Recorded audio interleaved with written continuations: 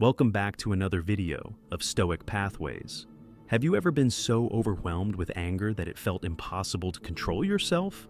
When someone says or does something that cuts deep, it can be all-consuming. There are days when even the slightest glance or an offhand comment feels like the world is turning its back on you. In a world that moves so fast and demands so much, it's easy to feel like you're drowning in negative emotions, from small annoyances to full-blown rage. But what if there was a way to remain unshaken? A way to protect your peace and refuse to let others control your emotions? Can we truly live a life of calm, untouched by the emotional chaos of the world?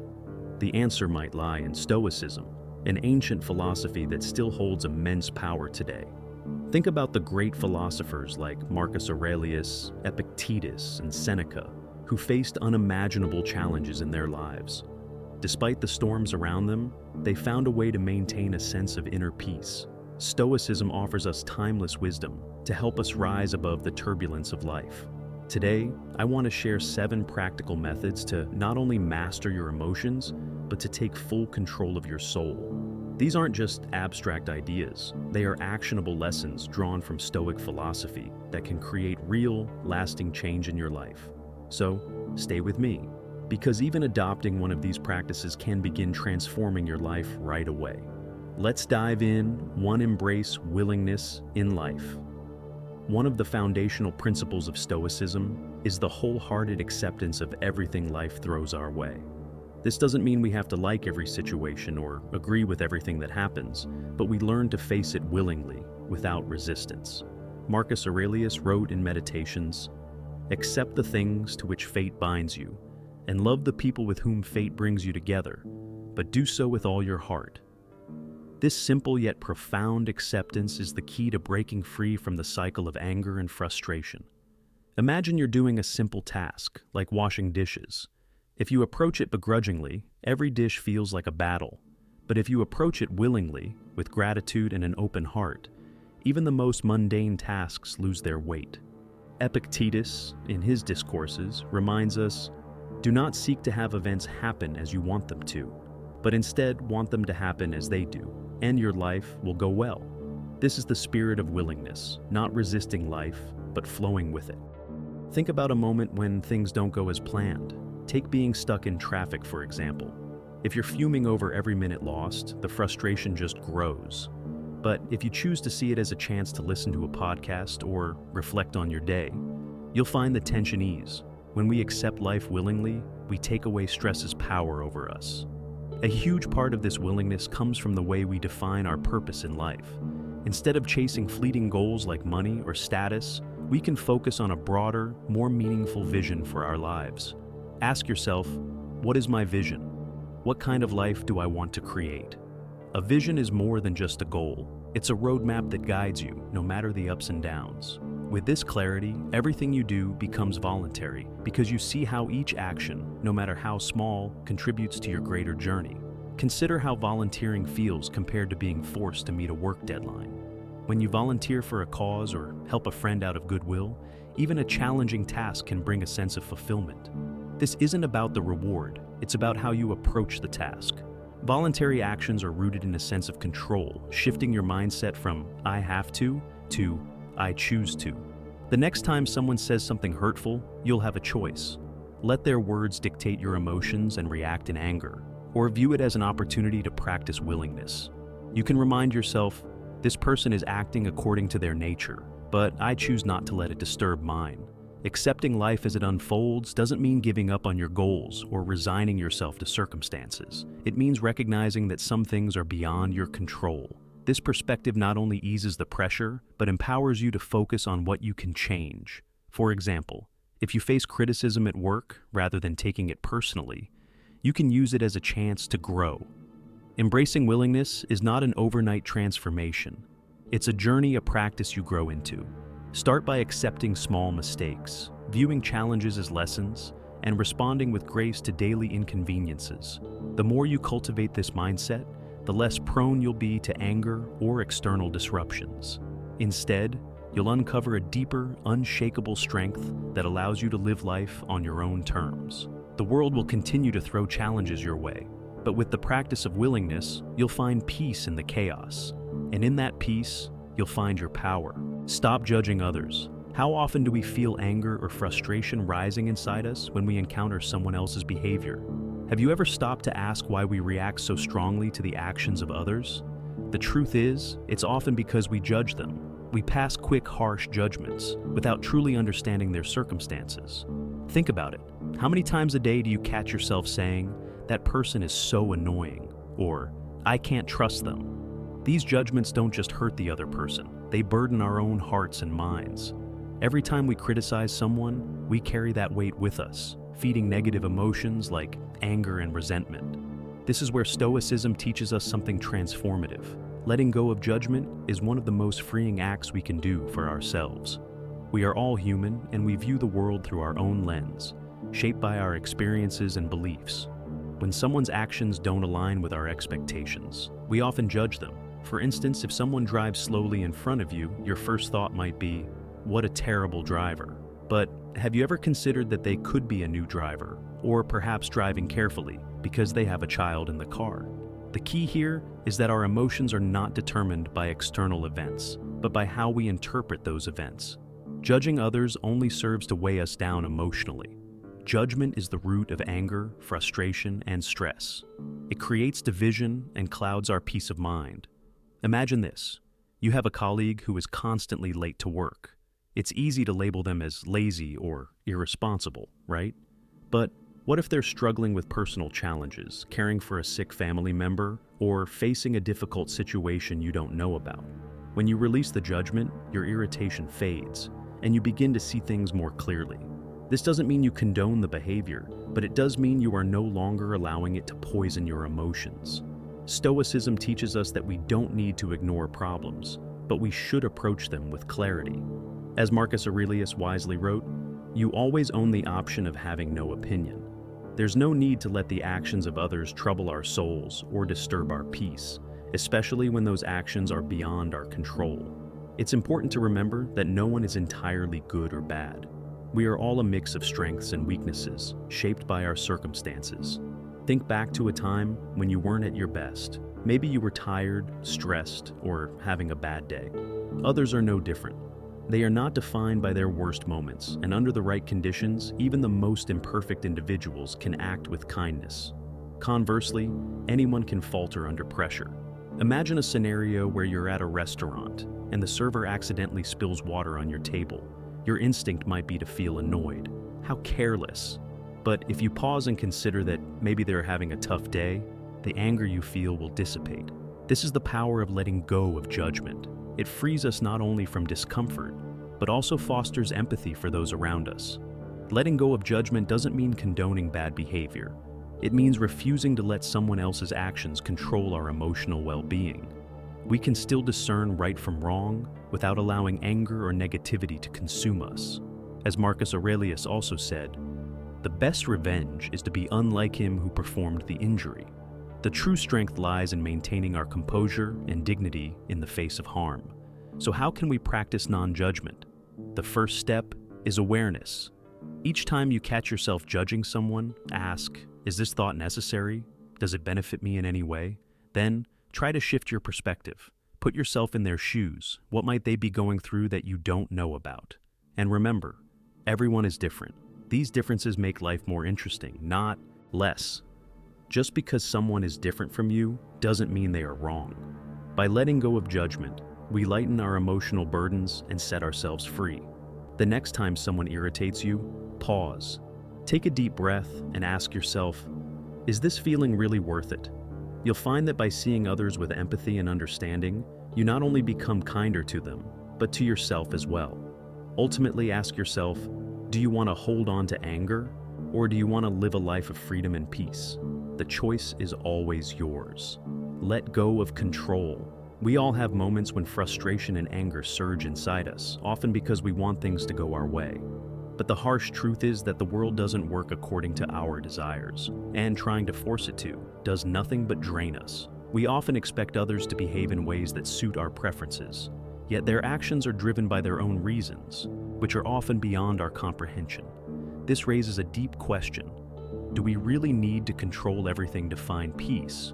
Or is peace found in letting go? This is where Stoicism offers us a powerful shift. Instead of expending energy trying to change what can't be changed, we can learn to accept what is, and in doing so, free ourselves from unnecessary burdens. You can't control the chaos around you, but you can control how you respond to it. Imagine being stuck in rush hour traffic, the car horns blaring, the minutes ticking by, and you're already running late. Anger rises within you. Why do people drive like this? Why can't traffic just improve? But here's the painful reality. You can't change the way others drive, and you can't clear the roads. The only thing you can control is how you choose to react. You can allow anger to consume you, or you can take a deep breath and accept that some things are simply beyond your control. It might sound simple, but letting go of the need to control everything can truly transform your life. Consider a mother who constantly worries about her child's grades. She can't take the test for them, nor can she force them to succeed. Or an employee frustrated with a boss's unreasonable decisions, yet no amount of frustration can change the boss's thoughts or actions. Negative emotions often stem from placing impossible expectations on things we can't control. When reality doesn't meet those expectations, disappointment follows. I once knew a passionate young entrepreneur who poured years into building a tech company, hoping to revolutionize the industry. But when the product launched and the market response was lackluster, he was devastated. He blamed the customers for not understanding and even suspected sabotage by competitors. The bitterness and helplessness he felt kept him stuck. In our conversation, I encouraged him to shift his focus from what he couldn't control to what he could improve. This simple shift allowed him to let go of blame and frustration, refine his product, adjust his strategy, and embrace patience. Over time, he found greater success than he ever imagined, all because he stopped trying to control the uncontrollable. Stoicism teaches us to ask, in moments of stress, is this within my control? Am I wasting my energy on the unchangeable? Is my reaction helping the situation or making it worse? These questions can free us from negativity. Letting go of control doesn't mean giving up. It's not about being passive, but about focusing on what you can actually influence: your thoughts, your emotions, and your actions. Imagine yourself rowing a boat down a river. You can't stop the current, but you can steer your boat to navigate it. A practical Stoic exercise is premeditatio malorum, anticipating potential adversity before your day begins. Imagine what might go wrong: plans being canceled, a colleague making a mistake, the weather turning. When these things happen, you'll be better prepared to accept them rather than react with frustration. Ultimately, letting go of control isn't a sign of weakness. It's an act of liberation. When you stop clinging to what's beyond your grasp, you experience a sense of peace that's transformative. Start small. Don't try to control others' opinions, dwell on the past, or hold on to the unholdable. Life is like a river, and when you learn to flow with it, you'll find the peace you've been seeking all along. Embrace imperfection in the world. Life is full of imperfections, and yet, we often find ourselves angry or frustrated when things or people don't meet our expectations. Have you ever asked yourself why we demand perfection from the world around us? Stoicism teaches us that perfection is an illusion, and chasing it only leads to suffering. Once we accept that imperfection is the essence of life, we can free ourselves from the negative emotions caused by others' flaws. Think about the last time you were disappointed because someone didn't do their part. Maybe a colleague didn't finish their task properly, affecting your work. Or a friend broke a promise, or a family member said something hurtful. These moments sting, but is it truly realistic to expect perfection from others? Epictetus once said, "It is not events that disturb people, it is their judgments concerning them." Our anger and frustration don't come from what others do, but from how we choose to interpret their actions. The world doesn't need to change to suit us. What needs to change is how we view it. Let's say you've prepared for an important presentation, only for a colleague to make a critical mistake with the supporting materials at the last minute. Frustration is natural. You might think, why were they so careless when I worked so hard? But through a Stoic lens, you can see that their mistake is beyond your control. Anger will only make things worse. Instead of blaming them, you could ask, what can I do now to salvage this? By accepting imperfection, you remain calm and focused on finding a solution. Stoicism encourages us to focus on what we can control. As Marcus Aurelius wisely wrote, "Begin each day by telling yourself, 'Today I shall meet with interference and ingratitude, insolence, disloyalty, ill will, selfishness.' All of them are due to the offender's ignorance of what is good or evil."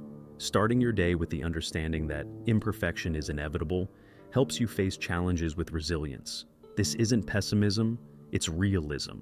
By embracing imperfection, you can navigate life's obstacles with a steady mind.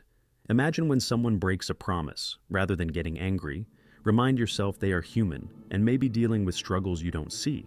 If you feel misunderstood, stay calm, seek clarity, and consider that they may not have intended to hurt you. Embracing imperfection doesn't mean giving up on growth. It means liberating yourself from the constant disappointment of expecting others to act as you wish. When you stop demanding perfection, you free yourself to focus on what truly matters. In relationships, for example, we often expect our partners to understand us completely. But the truth is, even those who love us the most can't always read our emotions or needs. Instead of blaming them, ask yourself, can I communicate more clearly to foster understanding? This approach not only eases dissatisfaction, but also builds empathy. When you truly accept the world's imperfections, you'll begin to see its flaws as opportunities for growth, opportunities to practice patience, compassion, and understanding. Ask yourself, have I ever made mistakes? If you want others to forgive you, why not offer that same forgiveness to them? This perspective reminds us that we're all doing our best. As Seneca said, "He who is brave is free." Courage to face imperfection isn't weakness, it's the key to inner freedom. Life doesn't need to be perfect for you to find happiness. When you stop expecting perfection, you release yourself from the burden of anger. As Marcus Aurelius said, "The happiness of your life depends upon the quality of your thoughts." By shaping your thoughts, you can discover peace, even amid the chaos. This isn't about accepting imperfection, it's the art of living fully. Take responsibility for your feelings. When we learn to accept the imperfections of the world around us, something remarkable happens. A new door opens, one that leads inward into the depths of our own being. The world may be messy, people will inevitably fall short of our expectations, and life will rarely unfold the way we envision. But must these harsh realities always trouble us? Accepting external imperfections is one thing, but the greater challenge lies in mastering our emotions when we are faced with things beyond our control. This brings us to a crucial question. Who is responsible for your emotions? You or the circumstances that are out of your hands? Stoicism confronts us with this profound truth. Imagine standing in a long supermarket queue on a busy weekend. The line moves slowly, and frustration builds as the person ahead of you cuts in line without a second thought. Suddenly, irritation rises like a storm in your chest. You feel disrespected, angry, and wronged. It's tempting to speak up, to grumble, to carry that resentment with you for the rest of the day. But here's the truth. You have a choice. You can pause and ask yourself, is this person's action truly worth sacrificing my peace? They may be rude, but your emotions? Those are yours to own. Why should you allow them to dictate how you feel? If you choose calmness, something extraordinary happens. The irritation fades. The person may remain oblivious to their rudeness, but they no longer have power over you. The situation might still be annoying, but your peace remains intact. That seemingly trivial incident becomes just another blip on your radar, not the spark for an emotional avalanche. Taking responsibility for your emotions makes life feel lighter. In our daily lives, we often hand control of our emotions to others without realizing it. When someone insults us, criticizes us, or ignores us, our instinct is to feel hurt, angry, or dejected. But ask yourself, why should I let someone else's actions determine my mood? Marcus Aurelius, the philosopher emperor, wisely said, "You have power over your mind, not outside events. Realize this, and you will find strength." His words reveal a truth that sets us free. While we cannot control the actions of others, we always have the power to choose how we respond. Think about a time when you were unfairly criticized at work. Anger and frustration might have felt inevitable. But what if you reminded yourself that your worth is not determined by the opinions of others? If you reframe the situation, you could free yourself from their power over your emotions. So, how do we achieve this? Start by practicing the power of pause.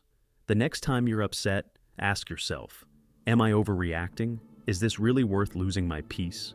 That brief moment of pause creates space between the trigger and your response, allowing you to choose calm over chaos. Another effective practice is journaling your emotions. Take a few minutes each night to reflect on your day. What upset you? How did you react? Could you have responded differently? Over time, this practice helps you identify emotional patterns and gives you the discipline to manage them more effectively. Taking responsibility for your feelings is the key to living a more peaceful life. No one can make you angry or upset unless you allow it.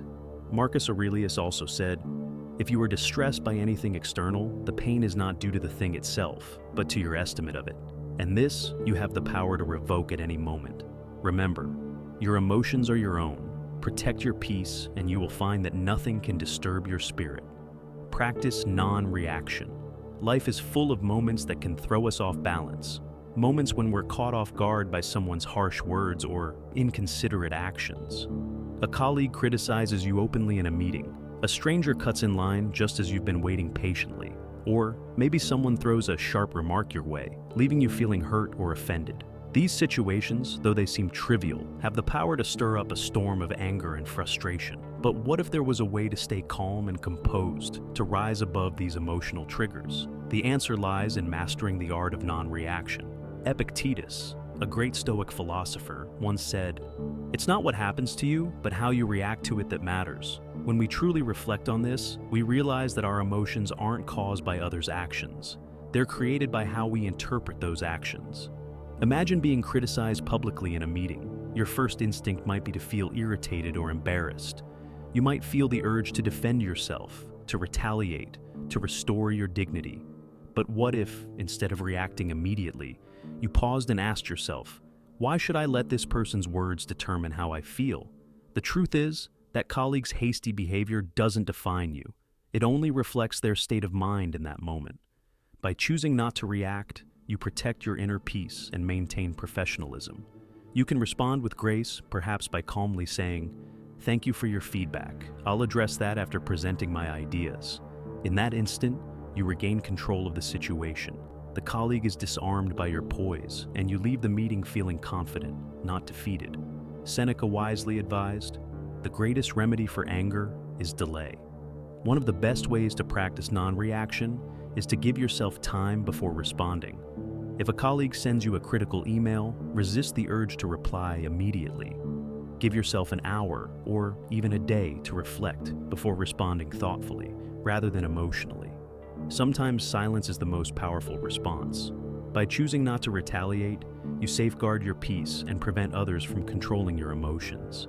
There's a saying, if a donkey kicks you and you kick back, you're both donkeys. This parable reminds us that reacting to negativity with more negativity only lowers us to the same level. Silence doesn't signify weakness, it signifies strength. It shows you have the power to rise above the need for immediate retaliation. Imagine a heated argument where every word thrown only fuels the fire. But what if one side suddenly stopped engaging? The flames of anger would inevitably die down. The person who chooses silence emerges victorious, having mastered their emotions and preserved their peace. Take a moment to reflect. When was the last time you lost your temper over something trivial? Was that anger truly worth sacrificing your tranquility? If you could go back, how would you respond differently? These questions are powerful tools for introspection and growth. Marcus Aurelius said, "If you are distressed by anything external, the pain is not due to the thing itself, but to your estimate of it. And this, you have the power to revoke at any moment." When we realize that we control our reactions, life becomes much easier to navigate. Non-reaction doesn't mean passively accepting everything, it means discerning what truly deserves your attention and energy. By practicing non-reaction, you not only master your emotions, but also protect the peace within your soul. Remind yourself daily that, while you cannot control others' actions, you can always control how you respond. Calmness, silence, and an unshaken heart are your greatest weapons in a chaotic world. And this is the essence of Stoicism. Find joy in selflessness. When we learn to stay calm and resist the urge to react hastily to life's inevitable challenges, something remarkable happens. Our soul becomes lighter. The things that once triggered our anger or frustration no longer have the same power over us. Instead, they become mere ripples in the vast flow of life. And when our hearts are no longer weighed down by resentment or frustration, a beautiful space opens up. One where we can love more deeply, empathize more fully, and give more freely. This transformation is nothing short of profound, as we discover that sometimes the most powerful way to protect our peace is through forgiveness. In this journey, the mind finds serenity, and the heart expands in ways we never imagined. As Marcus Aurelius so wisely said, "When you arise in the morning, think of what a privilege it is to be alive, to think, to enjoy, to love." These words serve as a gentle nudge, a reminder that each new day offers us an opportunity to embrace life's blessings, to love more, to help more, and to open our hearts just a little wider than we did the day before. Forgiveness, as seen through the eyes of Marcus Aurelius, is not some distant or difficult ideal. It's simply a way of recognizing that when we help others, we experience joy, not just because we've given, but because we've invited peace into our own lives. I remember a story about a friend who worked in a high-pressure job, constantly facing criticism, sometimes unjustly. Instead of responding with anger, he chose a different path. He chose to listen. "Are they going through something I don't know about?" he would ask himself. One day he discovered that one of his harshest critics was struggling with severe financial difficulties. This realization changed everything. Instead of reacting with resentment, he remained silent, offering his understanding and support where he could.